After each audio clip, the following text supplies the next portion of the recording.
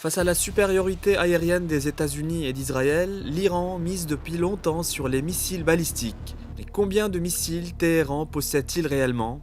C'est impossible à savoir avec précision. Avant la guerre de 12 jours en juin 2025, l'Iran disposait d'entre 2000 et 3000 missiles selon différentes estimations.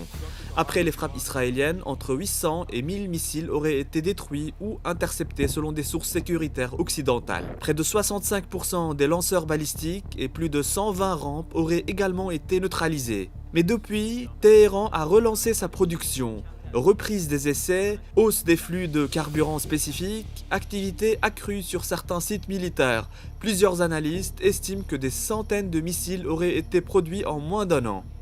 L'arsenal iranien est composé de plusieurs couches.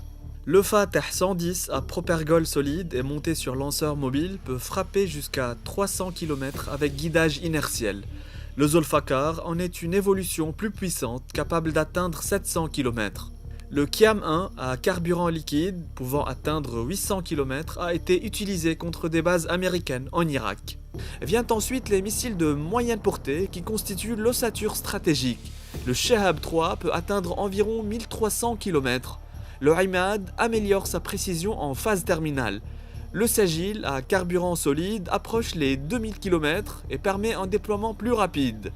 Khaybar Shikan, d'une portée de 1450 km, dispose d'une capacité à manœuvrer en phase terminale en rentrant dans l'atmosphère.